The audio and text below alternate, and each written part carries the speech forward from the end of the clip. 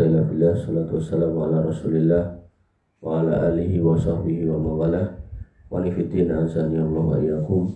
Alhamdulillah, puji syukur kita aturkan kehadirat Allah Subhanahu wa taala yang masih senantiasa memberikan nikmat kepada kita sehingga kita bisa terus menjalani hari-hari kita dalam bingkai menjadi seorang yang beriman. Wa nifidin azani Allah wa iyyakum. Setelah libur sekian hari karena kondisi dan urusan, maka kita lanjutkan materi kita. Kita pada sesi-sesi sekarang ini masuk atau membahas tentang sholat. Hal ini penting karena jangan sampai kita ngomongnya udah tinggi, udah dhuwur, udah ngomong tentang negara, udah ngomong tentang dunia, tapi sholat yang benar gak tahu. Dan itu benar-benar terjadi. Sekumpulan manusia yang dia corone kesana kemari mempromosikan, menegakkan syariat Islam, tapi begitu sholat mereka tata caranya gak benar. Maka ini yang harus kita koreksi, bahwasanya kemenangan, kebaikan itu tidak akan kemudian sempurna ketika kemudian penghambaan diri kita kepada Allah Subhanahu wa taala juga tidak sempurna. Jangan kemudian tertipu oleh sebagian slogan, ya harus ini, harus itu, tapi kemudian dari sisi urusan manusia dengan Allah Subhanahu wa taala tidak sempurna. Maka yang terbaik atau yang terbenar adalah kita menghamba dulu kepada Allah Subhanahu wa taala. Maka apapun urusan kita di dunia ini, baik yang urusannya pribadi, keluarga maupun negara, maka Allah pasti akan bantu, gitu. Ya, jadi jangan sampai kita menjadi orang-orang yang lupa akan hakikat kita siapa, gitu. Ada orang yang kemudian merasa dengan ilmunya yang banyak dia merasa hebat, sampai dia merasa nggak perlu sholat, gitu kan. Atau sholat dengan cakar PDW, gitu kan. Ya, ada juga orang yang kemudian merasa dengan hartanya yang banyak dia gak perlu sholat, atau sholat sak senengnya dewi karena merasa sudah hebat dengan hartanya dan seterusnya. Kedudukan juga sama, gitu. Maka kita mencoba untuk mempelajari bab sholat ini karena ini penting dan ini akan berlanjut terus sampai berapa kitab masih kok?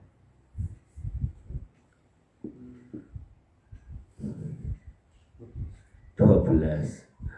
Yang lebih kalau tinggal kita biro, jadi tekoi langsung. Udah kita beberapa, makanya tak nomori, selain di nomori kan. Baik, kita masuk di kitab yang pertama, 5 masalah penting seputar sholat, karya beliau Al Ustadz Abu Ubaidah Yusuf bin Mukhtar As-Sidawi. Ini Ustadz di Pondok Pesantren Al Furqon Gresik. Disusun di tahun 1441 Hijriah. Berarti tahun berapa itu? 2021. Ditulis saat wabah Covid melanda. Pembukaan mukadimah. Bismillah, alhamdulillahirabbil alamin. Wassalatu wassalamu ala Rasulillah wa ala alihi wa sahbihi wa man tabi'ahum bi ihsanin ila yaumiddin. Setiap muslim memahami betapa agungnya dan istimewanya kedudukan sholat dalam Islam. Ya, ini harus kita pahami, ya. Jadi jangan sampai kita nggak paham ini. Ya, jadi jangan sampai kita meremehkan ini. Jadi sholat dalam Islam itu memegang peranan yang sangat penting. Nah, kenapa? Nah ini sholat termasuk pondasi agama Islam yang mulia. Pondasi. Jadi kamu kalau mau bangun rumah, mau rumah yang biasa maupun yang indah, mau yang atasnya gedek, mau yang atasnya bangunan kayak istana, maka pondasinya harus baik. Ya. Buat gedek kalau kamu nggak pakai pondasi, maka di bawahnya yang ada nanti akan dikerokoti rayap, nah, akhirnya bolong bawahnya. Maka walaupun gedek, yang terbaik tetap harus dipasangi pondasi. Makanya orang-orang dulu setelah beli tanah dia beli batu, kumpulkan. Begitu ada duit, tetap bisa dirangkai pakai semen. Pertama kali mereka lakukan adalah bangun pondasi. Itu mbah-mbah dulu kayak gitu. Nah, sholat merupakan amalan yang pertama kali dihisab oleh Allah Subhanahu wa taala kelak pada hari kiamat. Ya, ini juga berdasarkan dalil. Sholat merupakan penyejuk mata Nabi SAW dan orang-orang soli. Ini juga dalil sebagaimana perkataan Nabi SAW kepada Bilal, ya Bilal arihna bis sholat. Wahai Bilal, istirahatkan kami dengan sholat. Sholat merupakan satu-satunya ibadah yang tidak pernah gugur dari seorang hamba selama nyawanya masih ada. Ini juga dalil, ya, bahwasanya sholat itu harus terus dilaksanakan oleh seorang muslim, sampai Nabi mengatakan sholatlah dengan berdiri, kalau nggak bisa duduk, kalau nggak bisa berbaring. Ini menunjukkan sholat nggak bisa dihilangkan dari seorang muslim selama nyawanya masih ada, dan ini harusnya ditambahi selama akalnya juga masih ada. Artinya kalau seorang muslim itu gila, maka kewajiban sholatnya gugur. Atau seorang muslim itu hilang akal sementara, gitu. Nanti kan ada orang gila kambuh-kambuhan, gitu. Nah, pas gila itu dia tidak wajib untuk sholat. Atau ada seorang muslim yang dia sekarat, gitu. Itu juga hilang akal, maka ketika selama sekarat itu dia tidak wajib untuk sholat, gitu, ya. Atau ada yang menyebutnya anfal, gitu. Jadi dia udah nggak sadarkan diri, tapi tiba-tiba kok sembuh. Nah, waktu sembuh, waktu sadar, waktu kembali akalnya, maka di situ dia wajib sholat. Sholat adalah satu-satunya ibadah yang diwajibkan oleh Allah Subhanahu wa taala secara langsung kepada Nabi SAW tanpa perantara. Dan Nabi mengambil perintah sholat ini tidak didapatkan dari Jibril alaihissalam, tapi Nabi SAW naik langsung ke Sidratul Muntaha untuk mendapatkan perintah sholat. Sholat termasuk ibadah yang paling sering disebut dalam Al-Quran, bahkan sebanyak 100 kali. Ya, artinya penulis ini sudah menghitung 100 kali. Saya belum pernah hitung, tapi memang di dalam Quran banyak ayat yang mengatakan aqimus shalah wa atuz zakah, aqimus shalah wa atuz zakah. Ini menunjukkan, ya, ketika suatu perintah itu diulang-ulang berkali-kali, menunjukkan penting. Satu. Kemudian yang kedua, menunjukkan banyak orang yang kemudian nyepeleke sehingga diulang-ulang berkali-kali. Maka orang-orang yang beriman, kalau dia paham tentang hakikat ini, dia akan benar-benar memperhatikan ini. Makanya saya selalu katakan di banyak tempat bahwasanya sebuah kenikmatan, sebuah keberkahan hidup adalah ketika mendapatkan diri kita atau keluarga kita wayah sholat, mangkat sholat. Dan itu yang disebut oleh Allah Subhanahu wa taala dalam doa orang-orang yang beriman ibadur rahman, yaitu Rabbana hab lana min azwajina wa dzurriyyatina qurrata a'yun. Bahwasanya qurrata a'yun ini adalah pelipur hati, pelita mata. Ini bukan soal tampilan fisik, bukan soal anak istri yang ganteng atau yang cantik, bukan, gitu. Tapi tapi adalah saat dimana kita mendapati keluarga kita, apakah itu anak kita, istri kita, orang tua kita, saudara kita, kakak kita, adik kita. Ketika kita cari, kita temukan mereka dalam keadaan beribadah. Dan salah satu ibadah yang paling agung yang senantiasa ada dalam diri seorang muslim adalah sholat, gitu. Ya, jadi kalau adzan mangkat sholat, maka itu indikasi orang baik. Ya, tapi kalau kemudian adzan orang sedang sholat, maka ini indikasi orang yang kurang baik. Gitu. Kurang baik menggunakan kacamata Allah dan Rasulnya, menggunakan kacamata agama. Loh, kok ada orang sholat tapi dia berkhianat, ada orang sholat tapi korupsi, ada orang sholat tapi bermaksiat, maka hakikatnya sholatnya tidak salah. Yang salah adalah orangnya. Karena Allah sudah menegaskan inna sholata tanha 'anil fahsya'i wal munkar. Sebenarnya sholat itu mencegah dari perbuatan keji dan munkar. Tapi kemudian masih ada orang sholat tapi berbuat keji dan munkar, maka itu yang salah bukan sholatnya. Sama halnya dengan orang yang kuliah atau sekolah, tapi kemudian setelah lulus dia menjadi pengangguran, maka akhirnya yang salah bukan kampusnya, yang salah adalah anaknya, bocahnya. Kenapa tidak memperkaya diri dengan soft skill? Satu. Kemudian yang kedua, kenapa tidak berusaha mencari pekerjaan atau mencari tempat yang bisa menerima dia untuk berkarya?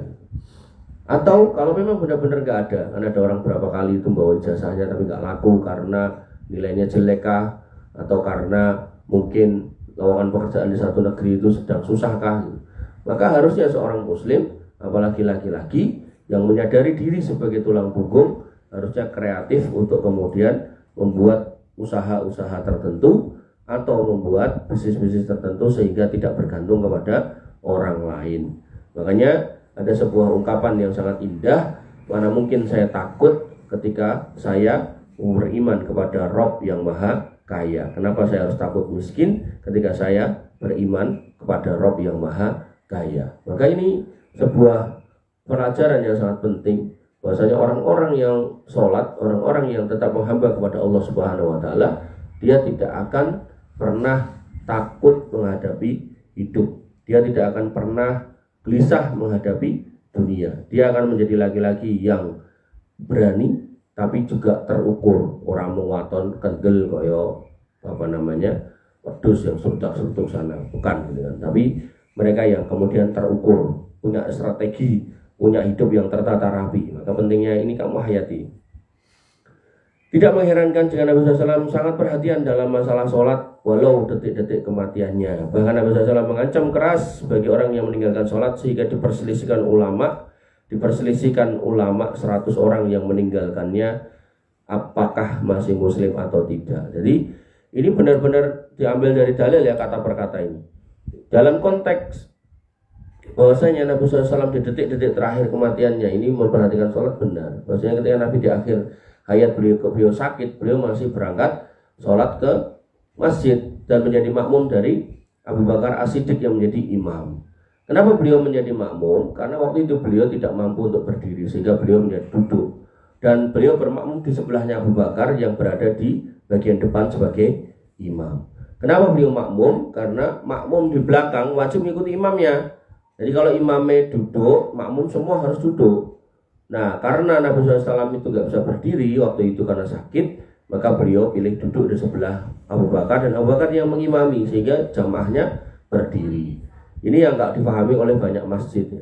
Di masjid itu ada tuh yang ngambil fatwa tentang perlunya memiringkan atau merubah arah kiblat sehingga posisi imam itu dimiring-miring ke, entah sajadahnya, entah karpetnya, nah dimiring ke. Tapi jamaah yang buri di belakangnya lurus, itu keliru. Sebenarnya kalau imamnya mau dimiringke, jamaah kabeh miring kabeh gitu. Dan lucunya ketika imamnya dimiringke, jamaah enggak gitu kan. Atau ada juga masjid yang imamnya dimiringke, jamaah ya melu miring, ikut miring, tapi WC-nya ora. Nah, harusnya WC-nya juga sekalian gitu. Karena perintah dan larangan untuk ya dilarang menghadap atau membelakangi kiblat itu juga terkait dengan WC gitu. Jadi ini yang kita kadang tuh ya itu tadi tidak paham fikih gitu, sehingga gampang banget ketika ada orang bikin statement atau kemudian viral, kemudian biaya corone gitu kan. Ya, maka kalau bisa tuh bangun masjid jangan pakai pondasi beton gitu, pakai aja pondasi yang bisa diputar gitu. Jadi kalau misalnya ada orang-orang yang kayak gitu bingung, ya kita tinggal mutar masjid gitu. Mungkin enggak gitu. Ya Allah alam, barangkali somben ada konstruksi masjid yang seperti itu. Ya. Bahkan Nabi SAW mengancam keras gitu. Bahkan ulama berbeda pendapat di situ. Ya, ada 100 ulama yang berbeda pendapat orangnya masih Islam atau tidak gitu. Jadi perbedaannya pendapat bukan dosa atau tidak. Nah, dosa atau tidak jelas gitu. Perbedaan pendapat justru Islam atau tidak loh gitu loh. Orang-orang yang mabuk, orang-orang yang berjudi selama tidak menghalalkan judi dan mabuknya, jadi dia meyakini itu tetap dosa, maka dia berdosa dan masih Islam. Nah, beda ya dengan akidah orang Khawarij yang kemudian mengkafirkan orang-orang yang bermaksiat dosa besar. Tapi dalam konteks sholat ini, para ulama selisih pendapatnya masih Islam apa enggak. Ini menunjukkan dosa yang sangat besar. Artinya seorang muslim yang paham benar ya kewajiban dalam agamanya, dia akan hati-hati. Nggak mungkin dia sembarangan soal ini. Maka bila demikian perkaranya, maka sudah semestinya bagi kita untuk mencurahkan perhatian kita terhadap masalah sholat dan bersemangat mempelajarinya sehingga sholat kita diterima di sisi Allah Subhanahu wa taala. Nah, ini juga sebuah statement yang mirip dengan ini disampaikan oleh Syekh Albani, bahwasanya orang yang sholatnya tidak sesuai dengan syariat, tidak sesuai dengan tuntunan Nabi, ya kalau orang Jawa bilang rubuh-rubuh gedang, melu-melu tok gitu kan, tanpa mau belajar, maka dikhawatirkan dia tidak mendapatkan pahala yang sempurna gitu. Maka ada orang yang yang melakukan sholat mendapatkan pahala cuma setengah, ada yang 1/10 dan seterusnya. Maka kita sebagai seorang muslim ya, karena ini adalah hal yang penting yang akan kita lakukan sepanjang hayat sejak kita balik sampai akhir hayat, yaitu sholat, maka seorang muslim harus belajar tentang sholat, belajar tentang tata cara sholat yang baik dan benar mengikuti sunnah Nabi Muhammad SAW. Jadi jangan sampai kemudian kita termasuk orang-orang yang kemudian gak paham cara sholat atau sholat mengwaton sehingga nanti di akhirat kita mendapatkan pahala yang tidak sesuai dengan yang kita harapkan.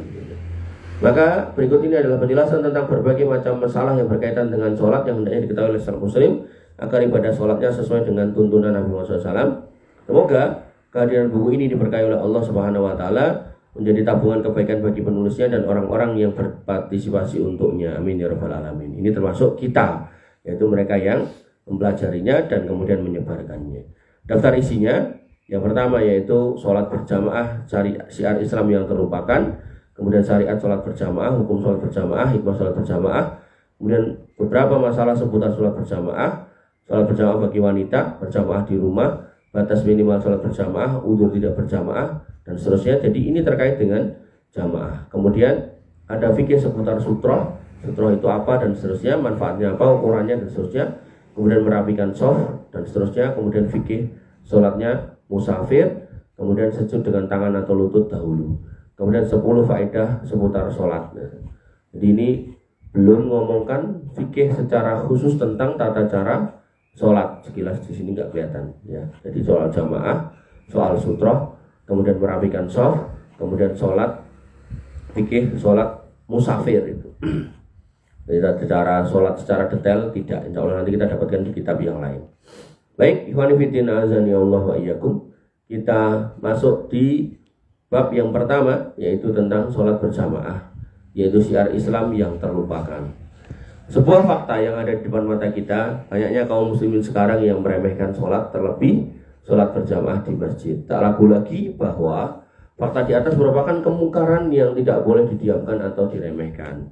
Artinya seorang muslim yang baik, dia harus kemudian berusaha memakmurkan masjid di sekitar rumahnya yang dekat dengan pemukimannya.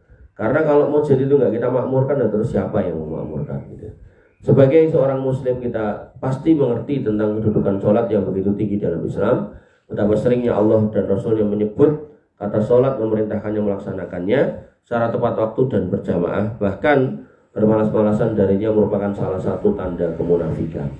Jadi bermalas-malasan dalam sholat, bahkan sholat berjamaah, itu tanda kemunafikan. Orang munafik itu adalah orang yang casingnya Islam, tapi ya hatinya benci sekali sama Islam.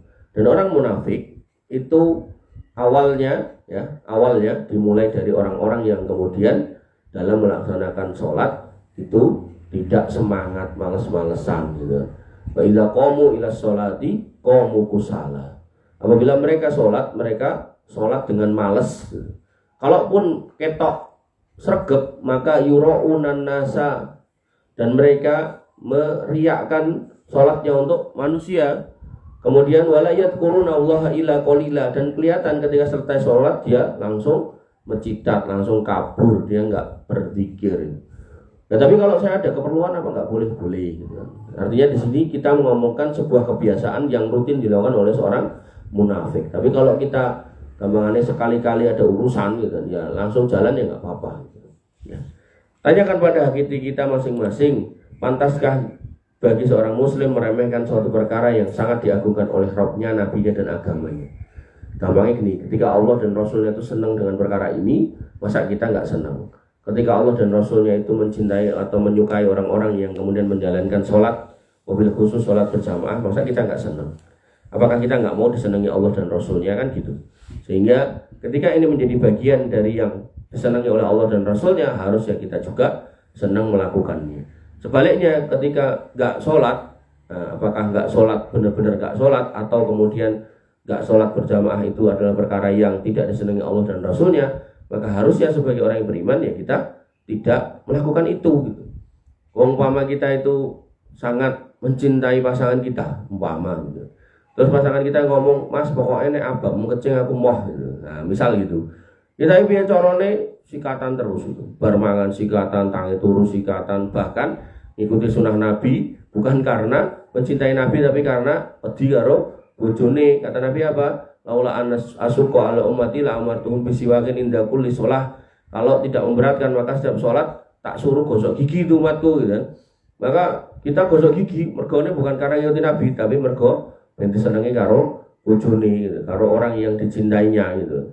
Ketika sama manusia yang namanya istri yang tidak bisa menjamin keselamatan kita di akhirat aja kita terkadang seperti itu, maka harusnya kepada Allah dan Rasulnya ya, yang merupakan awal cinta manusia yaitu Allah dan Rasulnya, harusnya kita lebih keras daripada itu. Jangan sampai kemudian terbalik-balik gitu. Kepada manusia aja kita bisa mencari ridhonya gimana caranya, maka kepada Allah dan Rasulnya harusnya kita lebih mudah dan lebih bersemangat dalam mencari kecintaan Allah dan Rasulnya.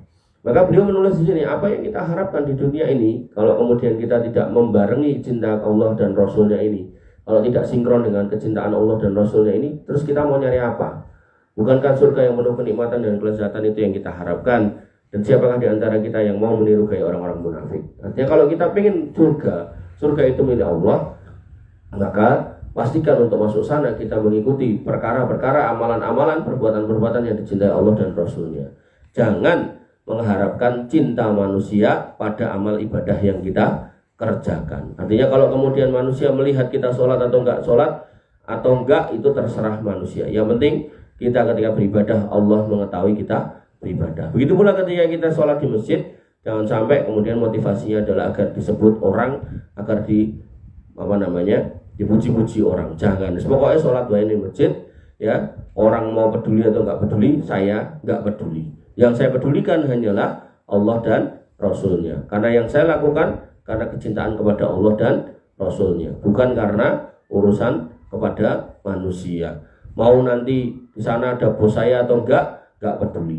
Mau di sana ada lurah atau RT saya, enggak peduli. Mau di sana ada mertua atau enggak, maka enggak peduli. Artinya kita sholat bukan karena mertua, bukan karena pimpinan, bukan karena RT atau lurah, maka kita sholat karena Allah dan Rasulnya. Karena cinta kita kepada Allah dan Rasulnya, maka kita sholat, wabil khusus sholat berjamaah. Gitu ya.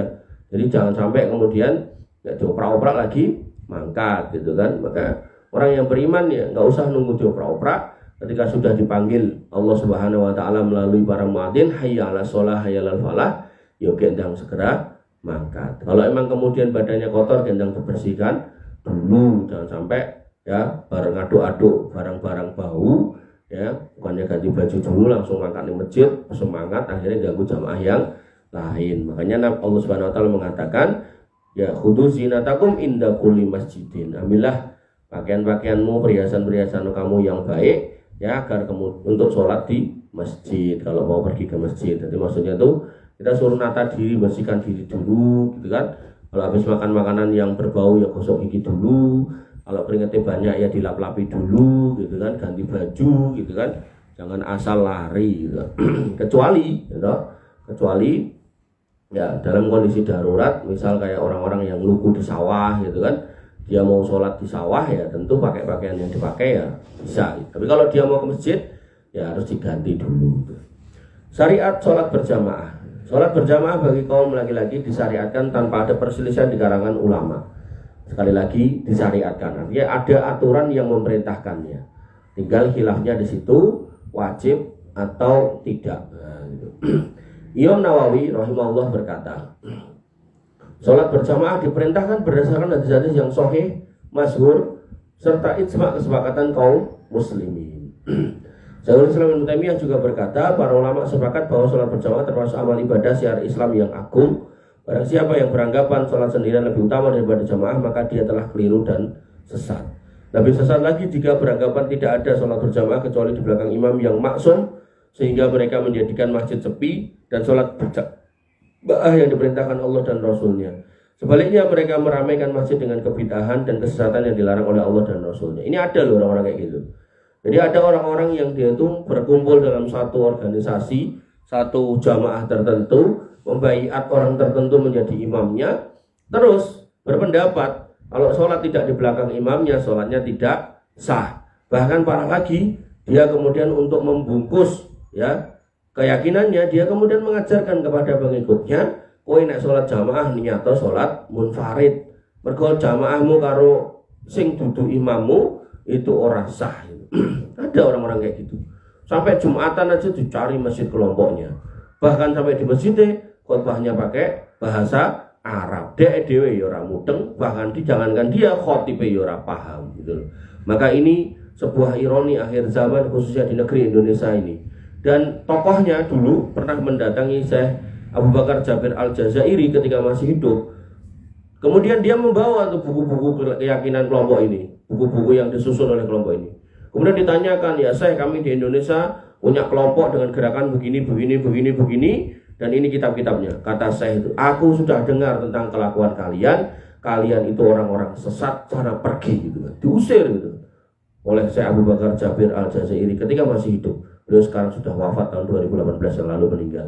Maka ini sebuah petunjuk dari ulama, ini sebuah pernyataan tegas dari ulama bahwasanya ya kaum muslimin tidak boleh dikotak-kotakkan.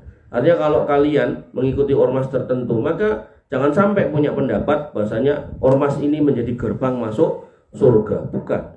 Ormas itu adalah wasilah kita untuk menjadi orang-orang yang lebih banyak beramal solih. Itu yang paling benar. Artinya kalau kemudian kamu masuk satu ormas, kemudian di ormas itu ya ngajak kamu untuk membantu orang-orang susah, menyelamatkan orang-orang yang kena musibah, kemudian membagikan makanan dan seterusnya, menyelamatkan kaum muslimin, itu ormas yang baik. Tapi kalau kemudian ormas itu kemudian dalam doktrinasinya mengatakan sing ora melu awake dhewe itu sesat, masuk neraka, kafir, dolun, mudilun dan seterusnya, maka ini adalah ormas yang salah. Aku yakin ini salah. Karena apapun casing kita, ormasnya, apakah NU, apakah Muhammadiyah atau yang lainnya, maka kita adalah bersaudara. Ketika di masjid itu adalah saudara kita. Bahkan ketika kita kemudian pakai casing orang-orang awam sekalipun, artinya kita melihat orang-orang awam sekalipun, walaupun misal dia belum memahami pengamalan agama sesuai dengan sunnah, tapi nek dia sholat sebagai ahlu kiblat, maka dituliskan di banyak kitab akidah, mereka adalah saudara kita.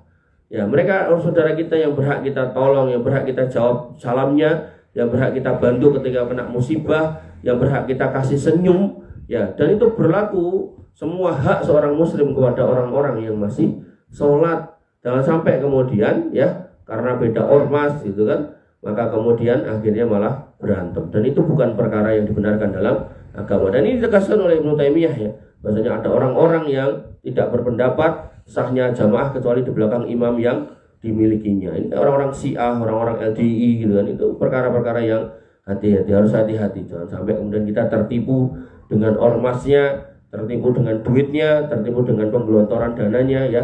Jangan sampai. Artinya kalau kamu ikuti satu ormas, maka pastikan di situ menjadikan kamu lebih baik. Lebih baik dalam bersosial, lebih baik dalam bermasyarakat, lebih baik dalam membantu orang, lebih semangat dalam beramar ma'ruf nahi mungkar, maka itu ormas yang baik. Tapi kalau kemudian dengan masuk di situ kamu jauh dari orang tuamu, kamu galak sama orang tuamu, sama masyarakat kamu kejam dan seterusnya, omonganmu menyakitkan, maka itu kamu harus introspeksi bahwasanya apakah ormas yang tak ikut ini benar apa enggak. Hukum sholat berjamaah, para ulama selisih pendapat tentang hukum sholat berjamaah sehingga terpolar itu terkutub dalam 4 pendapat. Yang pertama sunnah muakkad. Jadi ada pendapat yang mengatakan sunnah muakkad, kemudian ada pendapat fardu kifayah. Artinya kalau sudah dilakukan oleh sebagian maka sebagian yang lain tidak. Ada pendapat fardu ain dan ada pendapat syarat sahnya sholat. Gitu. Ada 4 pendapat ini ya. Artinya gini loh, kita harus paham nek ini ada 4 pendapat ini. Jadi jangan kemudian nek kamu berpendapat fardu ain terus mengatakan sholatmu rasah nek dewean, bukan gitu ya. Artinya kita nggak boleh memaksakan pendapat ketika memang ulama itu selisih pendapat di sini gitu ya. Namun pendapat yang terkuat wallahu alam, berarti penulis memilih merojihkan pendapat ini, yaitu pendapat yang mengatakan fardu ain dikarenakan dalil-dalil yang mereka paparkan begitu banyak dan kuat sekali. Jadi penulis kitab ini yaitu Al-Ustadz Abu Ubaidah Yusuf As-Sidawi berpendapat bahwasanya ya dalil yang terkuat adalah fardu ain. Ini pendapat beliau. Ya, ini pendapat beliau. Dalilnya banyak, di antaranya yang pertama dalil Al-Qur'an. Allah Subhanahu wa taala berfirman, "Wa idza kunta fihim fa aqamta lahumus shalah faltakum ta'ifatum minhum ma'aka wal ya'khudhu aslihatahum fa idza sajadu falyakunu min waraikum wal ta'ti ta'ifatun ukhra lam yusallu falyusallu ma'aka." Ini terkait dengan salat apa? Salat khauf. Jadi kalau kemudian ya di sini dikatakan ayat ini menunjukkan dalil yang tegas bahwa sholat berjamaah bukan fardu ain, bukan hanya sunnah atau fardu kifayah. Sebab seandainya sunnah, tentu keadaan takut dari musuh adalah udzur yang utama. Juga bukan fardu kifayah karena Allah Subhanahu wa taala tidak menggunakan kewajiban berjamaah atas rombongan kedua dengan telah berjamaahnya rombongan pertama. Ini sholat khauf.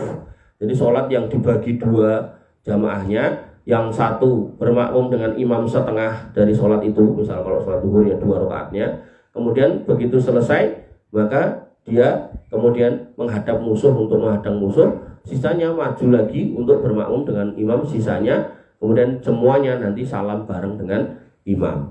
Ini dalam kondisi masih memungkinkan untuk berjamaah. Tapi kalau kemudian hujan bom bertubi-tubi ya toh, atau mungkin berondongan peluru berkali-kali, banyak sekali, maka sebagian ulama membolehkan sholat sambil berlari atau berjalan gitu kan.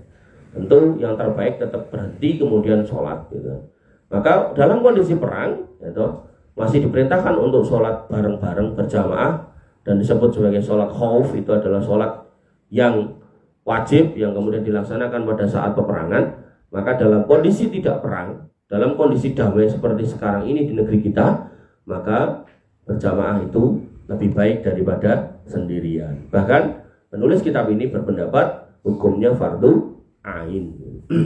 Kemudian Syekh Al-Alamah As-Sinqiti rahimahullah berkata dalam Adwaul Bayan, ayat ini merupakan dalil yang sangat jelas tentang wajibnya sholat berjamaah.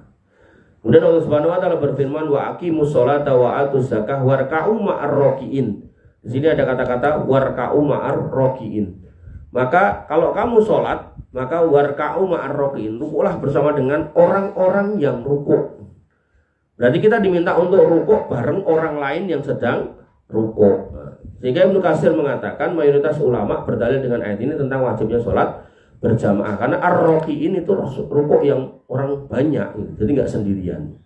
Kemudian dari dalil hadis dari Abu Hurairah radhiyallahu an, bahwasanya Rasulullah bersabda, demi zat yang jiwaku berada di tangannya, sungguh aku berkeinginan untuk memerintahkan dengan kayu bakar lalu dibakar, kemudian aku memerintahkan agar adzan dikumandangkan, lalu aku juga memerintahkan seorang untuk mengimami manusia, lalu aku berangkat kepada kaum laki-laki yang tidak sholat berjamaah maksudnya, dan membakar rumah mereka. Ini dalam tataran angen-angenin Nabi, jadi belum pernah dilakukan ya. Nanti ada orang-orang orientalis baca ini loh Nabi mau ngebohongi rumah, bukan, belum pernah dilakukan. Jadi Nabi itu sedang batin atau sedang berpikir atau sedang bayangke, nek aku akan ngongkon orang adzan komat terus ngimami jamaah lagi sholat, terus aku muter gitu loh. Terus tak delok enek wong sing ra sholat jamaah ning omah tak obong omahe. Ini menunjukkan perkara ancaman yang besar, bahwasanya seorang laki-laki harusnya sholat berjamaah. Ini cara ning pesantren itu seniornya menjadi pengurus organisasi santrinya, juniornya ke masjid. Nah nanti begitu sholat jamaah dilakukan, ini seniornya ini keliling. Nah, nek nemu santri yang nggak sholat, nah diselentii itu loh. Itu kalau pesantren kayak gitu kira-kira. Nah maka jangan sampai ini dipahami Nabi sudah membakar rumah, ya nggak ada gitu. Ini Nabi lagi sedang membayangkan gitu loh, ya segitulah, memerancanakan, tapi belum dilakukan sama sekali. Ini ancaman yang menunjukkan pentingnya sholat berjamaah. Maka kalau tenang dilakukan, ya banyak orang yang rumahnya sudah kobongan gitu kan, karena ya nggak sholat berjamaah gitu. Imam Bukhari rahimahullah membuat bab hadis ini, bab wajibnya sholat berjamaah, kata beliau. Dan Ibnu Hajar rahimahullah berkata, di sini secara jelas menunjukkan bahwa sholat berjamaah fardu ain. Sebab jika hukumnya sunnah, maka tidak mungkin Nabi SAW mengancam orang yang meninggalkannya dengan ancaman rumahnya dibakar. Kemudian Ibnu Mundhir rahimahullah juga mengatakan hal yang serupa. Dalam hadis ini terdapat keterangan yang sangat jelas tentang wajibnya sholat berjamaah.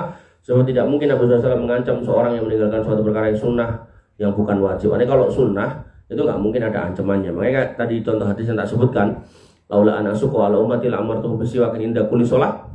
Kalau tidak memberatkan, maka umatku akan tak perintahkan untuk gosok gigi setiap mau sholat. Nah, yang artinya gini, kalau kamu gosok gigi setiap mau sholat, maka insya Allah kamu dapat pahala. Tapi kalau enggak, gitu kan, maka kamu enggak dapat dosa. Sampai kemudian ya kamu malas gosok gigi, akhirnya gigimu bau, mulutmu bau. Nah barulah di situ kemudian kamu dapat dosa karena mendolimi orang lain, gitu kan. Nah, ini yang harus dipahami. Jadi kalau emang ini hukumnya adalah sunnah, maka Nabi nggak mungkin mengancam. Nah karena ini diancam, ya maka di situ berarti ada hal yang wajib yang harus dikerjakan oleh orang yang mendapat ancaman tersebut, yaitu khususnya para laki-laki.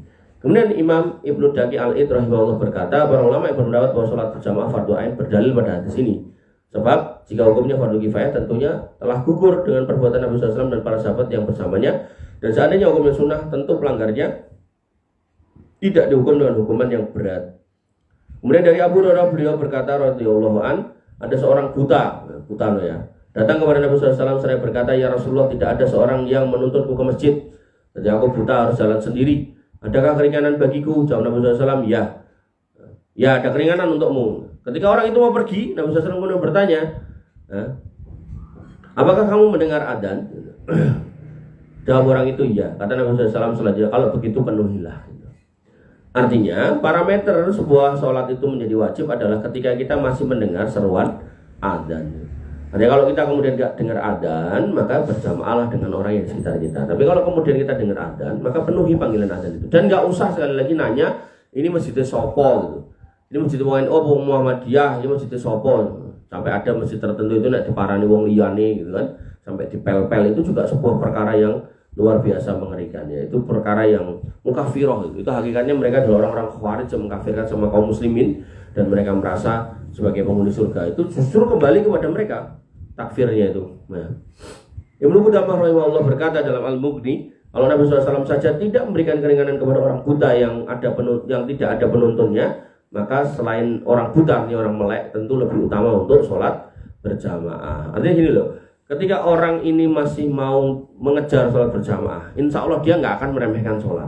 Sebaliknya, kalau orang ini sudah meremehkan sholat berjamaah, biasanya sholatnya ya diremehkan. Akhirnya kosak-kosek, akhirnya menjadi seperti orang-orang munafik. Yaitu apa? Yaitu orang-orang yang sholatnya ditunda-tunda. Makanya Allah Subhanahu Wa Taala mengatakan fawailul lil musallin. Celakalah orang yang sholat. Sholat seperti apa? Kalau orang-orang liberal, orang-orang yang nggak paham, dia cuma berhenti di situ. Berarti nek wong sholat celaka ya rasa sholat di sisan gitu kan. Maka kata Allah, alladzina hum an sholatihim sahun, yaitu orang yang dari sholatnya itu sahun, kosak-kosek itu, sholatnya ditunda sampai mau habis waktunya. Walladzina hum yura'un, dan mereka orang yang kemudian nek pun sholat mereka niatnya riya gitu. Nah, maka ini yang harus kita pahami, bahwasanya ketika orang yang buta saja diperintahkan untuk sholat berjamaah, maka tentu kita yang melek lebih wajib, maka harus diusahakan sedemikian rupa. Kemudian Al-Khattabi rahimahullah berkata dalam Ma'alim Sunnah, dalam hadis ini terkandung dalil bahwa menghadiri sholat berjamaah hukumnya wajib. Seandainya hukumnya sunnah, saya orang yang paling berhak mendapatkan udzur adalah kaum lemah seperti Ibnu Ummi Maktum. Yang bertanya tadi namanya Ibnu Ummi Maktum, yaitu seorang yang buta. Kemudian perkataan para sahabat, Abdullah bin Mas'ud berkata, barang siapa yang ingin berjumpa dengan Allah besok hari kiamat dalam keadaan muslim, maka hendaknya dia menjaga sholat fardu dan memenuhi panggilannya. Jadi kalau kamu pengen bertemu Allah, maka sholat 5 wajib jangan ditinggal dan penuhi panggilannya, segera sholat. Karena hal itu termasuk jalan-jalan petunjuk. Allah telah mensyariatkan jalan-jalan petunjuk kepada Nabi SAW. Seandainya kalian sholat di rumah kalian masing-masing, sungguh kalian telah meninggalkan sunnah Nabi kalian. Saya kalian akan tersesat dari jalan yang benar. Sungguh tidak seorang pun yang berwudu dengan sempurna lalu pergi ke masjid kecuali Allah akan menulis atas setiap langkahnya satu kebaikan, ini dalil. Kemudian mengangkat satu derajat, itu juga dalil. Dan menghapus satu dosa yang lain, kemudian itu juga diambil dari dalil. Sungguh saya berpendapat bahwa tidak ada yang meninggalkannya sholat jamaah kecuali orang-orang yang munafik, yang sangat nyata, atau orang-orang yang sakit. Jadi sakitnya kemungkinan dua, sakit fisik atau sakit hati. Sakit hati ini orang-orang munafik. Jadi orang munafik itu orang yang benci banget sama masjid, nggak mau kumpul dengan kaum muslimin, maunya kumpul dengan orang-orang lain, nggak mau dekat sama orang yang dekat dengan agama, nggak mau bermajelis ilmu, orang-orang yang tidak mau kemudian dekat dengan saudaranya sesama Islam, dia senangnya dengan orang lain, walaupun beragama yang Islam, tapi dipilihnya Islam-Islam yang kemudian tidak melaksanakan kewajibannya sebagai seorang muslim gitu. Maka saya sungguh berpendapat bahwa tidak ada yang meninggalkan sholat berjamaah kecuali orang munafik yang sangat nyata atau orang yang sakit fisiknya. Sungguh ada seorang di antara kami yang datang dengan dipapah oleh 2 orang lalu didirikan sholat di shaf. Ya, jadi pada waktu itu kata Ibnu Mas'ud, Abdullah bin Mas'ud, beliau sampai mendapati ada orang-orang yang kemudian digendong, dipapah untuk sholat bareng dengan kaum muslimin. Artinya kalau kita ini orang-orang normal, maka wayah sholat, wayah adzan segera mangkat, jangan kosak-kosik. Apalagi kita tahu jadwal, kita jadwal jam 12, setengah 12 siap. Jadwal sholat asar jam 3, setengah 3 siap. Jangan kemudian dipepet-pepet ki, ngosik nunggu adzan. Kemudian nunggu adzan lama-lama berubah menjadi nunggu qomat. Kalau nunggu qomat lama-lama berubah menjadi kosik entuk sak rakaat gitu kan. Kemudian nanti lama-lama ning omah wae. Ibnu Qayyim rahimahullah menjelaskan segi pendalilannya. Ibnu Mas'ud menggolongkan orang-orang yang meninggalkan sholat jamaah dalam koridor orang-orang munafik yang nyata, sedang tanda munafik bukanlah dengan meninggalkan perkara sunnah atau melakukan yang makruh, tapi justru meninggalkan berjamaah. Beliau juga menukil asar-asar serupa dari sahabat lainnya seperti Abu Musa al-Asy'ari, Ali bin Abi Thalib, Abu Hurairah, Aisyah radhiyallahu anha, Ibnu Abbas radhiyallahu an, lalu berkata, inilah ucapan para sahabat sebagaimana kamu lihat, sahih, masyhur dan menyebar. Tidak ada seorang pun dari sahabat yang menyelisihinya.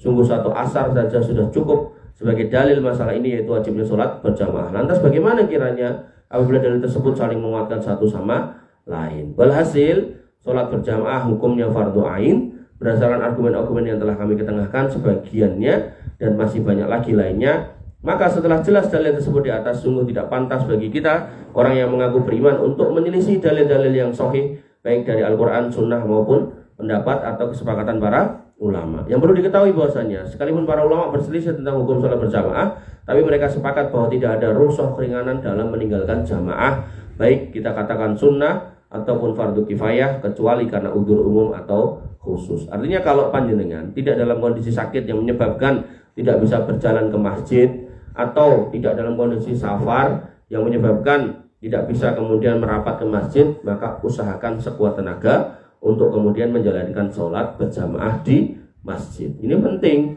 untuk menjaga keimanan, karena hidup hari ini banyak fitnah yang menyambar-nyambar, banyak fitnah yang kemudian membujuki, sehingga kalau kita nggak hati-hati, tidak punya benteng diri, ya, maka kita akan terjerumus dalam godaan syaitan dengan berbagai macam model fitnah subhat atau fitnah syahwat. Maka ketika kita rajin menjalankan sholat dengan berjamaah, meminta petunjuk kepada Allah Subhanahu wa taala, insya Allah Allah akan kemudian menjaga kita. Karena penjagaan kita sehebat apapun tidak akan pernah bisa melindungi diri kita ketika Allah Subhanahu wa taala tidak berkehendak. Makanya Allah mengatakan, may yahdillah fahuwal muhtad. Orang-orang yang diberi petunjuk oleh Allah, maka dialah orang yang mendapat petunjuk. Wa may yudlilhu fala hadiyalah. Tapi kalau kemudian disesatkan, maka tidak ada yang mampu memberikan petunjuk. Dan asas dari petunjuk dan kesesatan itu adalah ketika seorang itu masih mau melazimi jamaah kanti ikhlas lillahi ta'ala, bukan karena riak dari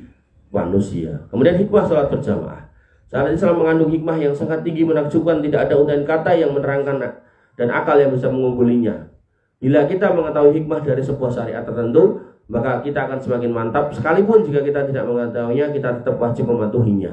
Jadi dalam urusan syariat kita harus paham dua hal. Kalau memang kita dapat mengetahui hikmahnya, maka itu memantapkan hati kita. Tapi kalaupun kita nggak tahu hikmahnya, belum tahu hikmahnya, maka kita tetap wajib menjalankan syariat itu sami'na wa ata'na. Artinya kalau kemudian Allah melarang kita makan babi, ya, atau kemudian kita nggak tahu atau belum tahu apa sih sebenarnya rahasia larangan ini, nah maka kita tetap nggak makan babi. Kalau kemudian Allah tahu, Allah memberitahu kita melalui para ilmuwan, melalui para ustadz misal gitu, disampaikan dengan penjelasan ilmiah, maka tentu itu makin menguatkan iman kita gitu. Jangan dibalik-balik kayak orang-orang munafik. Dia kalau belum ketahuan hikmahnya, dia baru nggak mau menjalankan. Kalau udah tahu, kadangnya masih berat.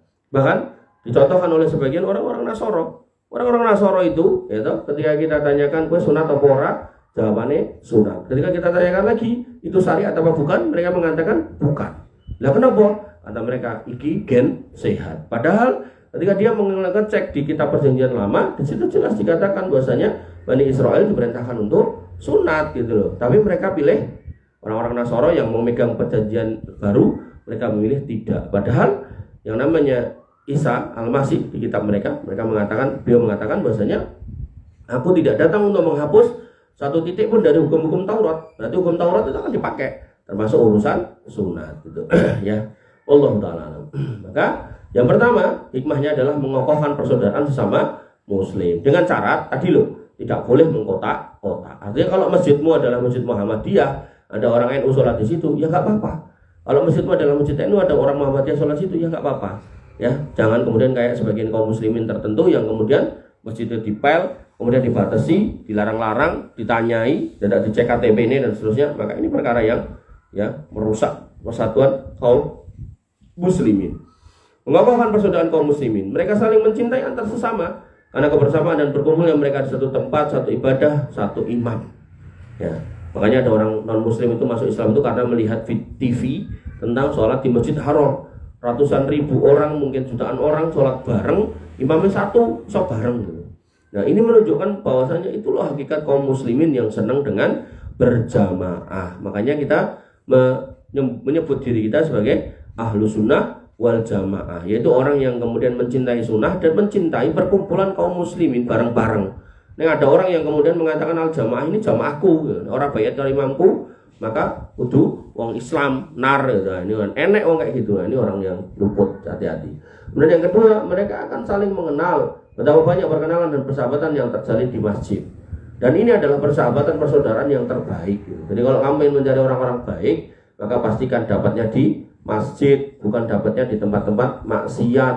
Kalau dapatnya di majelis-majelis judi, majelis-majelis khamr, maka insya Allah itu bukan teman-teman yang baik. Adapun teman-teman itu akan menjadi sebab kita nanti di akhirat saling menolong atau saling bermusuhan. Allah mengatakan al-akhillau yawma idzin ba'dhum bi ba'din illal muttaqun. Orang-orang yang dulu dekat satu sama lain itu akan saling bermusuhan, akan saling tuding, saling menyalahkan gitu. Kecuali orang-orang yang bertakwa. Orang bertakwa kumpulnya di mana? Di masjid. Apakah saat sholat berjamaah? Mobil khusus juga ketika bermajelis ilmu. Maka pastikan kalau kamu, wargamu, anak-anakmu senang untuk ke masjid. Mereka mempunyai perasaan sama dalam ibadah, tiada perbedaan antara si miskin dan si kaya, petinggi dan petani dan seterusnya. Mereka saling membantu, mengetahui keadaan saudaranya yang fakir atau sakit, kemudian berusaha memenuhi dan meringankannya. Jadi di jamaah tertentu itu, di masjid tertentu itu, kalau habis isya atau habis maghrib itu diumumkan, ya sudah sakit ibu fulan bin fulan gitu kan, mari nanti habis sholat ini kita tengokin bareng-bareng. Ada juga yang kemudian nitip tulisan, tolong didoakan jamaah kami Bu Fulanah binti Fulan gitu kan, seperti itu. Kemudian yang kedua, menampakkan syiar Islam dan izzah kaum muslimin. Karena syiar Islam yang paling mulia adalah sholat. Seandainya kaum muslimin sholat di rumahnya masing-masing, mungkinkah syiar itu akan kelihatan? Sungguh di balik keluarnya umat Islam ke masjid terdapat kemuliaan dan kejayaan yang sangat tidak disukai oleh orang-orang yang benci dengan Islam. Jadi semakin orang Islam itu kompak ke masjid, orang-orang yang hatinya ada kebencian itu akan luntur, piye-piye malah bingung gitu kan, sehingga dia akan mau nggak mau mengurangi rasa bencinya, harapannya bencinya berubah menjadi cinta. Kemudian yang ketiga, kesempatan menimba ilmu. Betapa banyak orang yang mendapatkan hidayah, ilmu dan cahaya lewat perantara sholat berjamaah. Syukur-syukur kayak kebanyakan di beberapa masjid itu habis sholat maghrib dilanjutkan majelis ilmu. Kemudian yang keempat, belajar hidup disiplin. Jadi Allah Subhanahu wa taala mengajari kita tentang disiplin setiap hari melalui sholat. Jadi kalau kita kemudian sholat dengan cara tertib di masjid, waktunya tepat, maka insya Allah kita akan menjadi orang-orang yang hidupnya tertata dengan rapi, disiplin, orang sembarangan, orang sakarpe dewi. Baik, ikhwani fillah azani Allah wa iyyakum. Mungkin ini dulu yang bisa kita bahas pada pagi hari ini. Insya Allah kita lanjutkan di waktu yang akan datang. Semoga Allah mudahkan kita untuk bertemu lagi. Ada pertanyaan kah? Silakan ditulis kalau ada. Bentar, kita tutup dulu layarnya.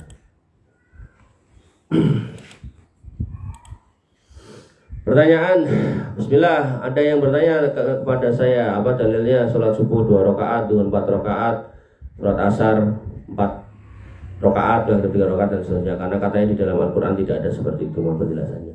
Dalilnya adalah wa ma'atakum rasulu fahuduhu wa manhakum anhu fantahu. Itu kata Allah Subhanahu wa taala. Apa yang diperintahkan Rasulmu ikuti, apa yang dilarang jauhi. Kemudian dalil yang kedua adalah in kuntum tuhibbunallah fattabi'uni. Kalau kamu ngaku manusia yang cinta Allah, maka ikuti aku Muhammad sallallahu alaihi wasallam. Maka dalil detail soal tata cara sholat itu ada di dalam hadis. Termasuk rukuk sujudnya seperti apa, ada di dalam hadis. Artinya tadi di awal saya sudah bilang kitab ini ternyata tidak membahas detail teknis sholatnya, tapi permasalahan-permasalahan yang mengelilingi tentang sholat seperti sholat berjamaah, jamaahnya wanita dan seterusnya.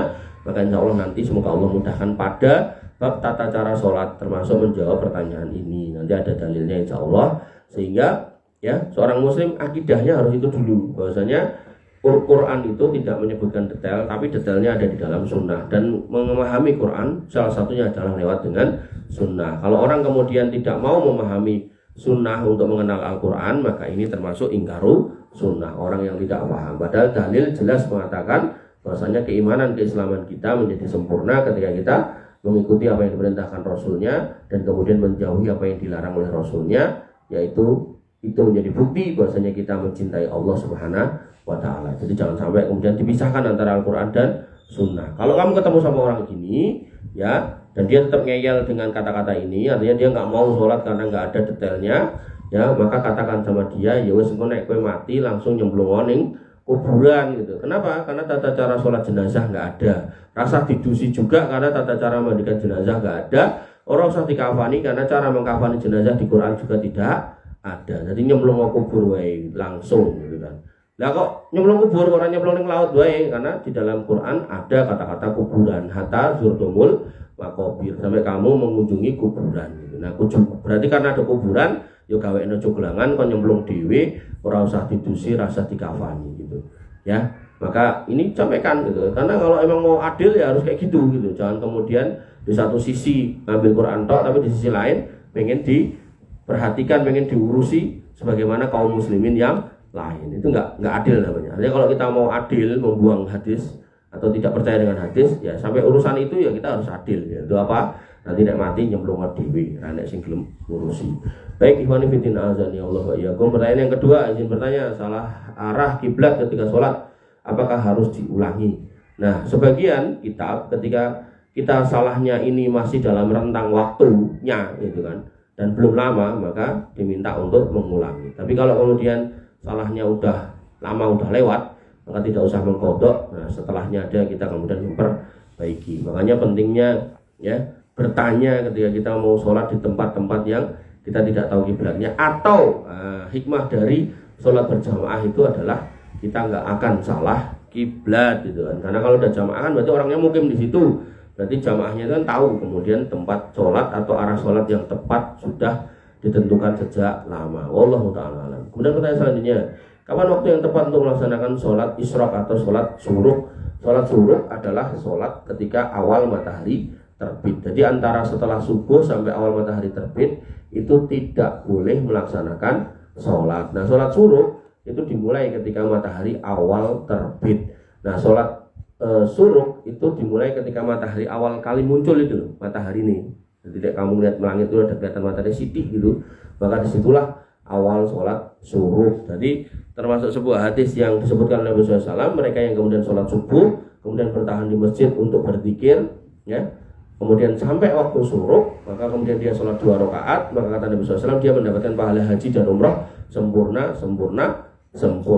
Makanya kamu kalau ya belum kesempatan untuk haji atau umrah yang real, yang nyata ke masjid Allah Al-Haram di tanah suci sana, maka ya kamu bisa mengejar keutamaan sholat syuruk atau dengan cara seperti itu. Jadi pada subuh ya membaca Quran atau kemudian wirid, dzikir, kemudian atau majelis ilmu. Nah, kemudian ketika waktu syuruk muncul, ya setelah kemudian kamu baru sholat. Nah, karena syuruk ini, waktu sholat ini terkait dengan matahari, gitu kan, maka hari ini ya, kita dimudahkan dengan sudah beredarnya jadwal-jadwal yang sudah diterbitkan oleh pemerintah kita melalui Kementerian Agama. Tinggal melu. Jadi kita enak, tapi nek kamu misal di hutan atau di tempat yang nggak ada jadwal itu tadi, nggak ada handphone, nggak ada apapun informasi, maka caranya lihat di langit. Kalau mataharinya sudah mulai muncul yang pertama kali, maka itu muncul tuh ketok itu loh, bukan cuma cahaya netok ya.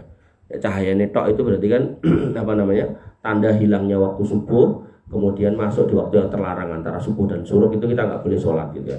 Nah, sampai matahari benar-benar terbit. Nah, terbit yang pertama inilah waktu syuruk. Kalau kamu punya jadwal tinggal dicek jadwalnya jam piro. Misal jam kalau sekarang tuh kalau nggak salah tuh 5.40-an atau jam 6 kurang sidik lah gitu.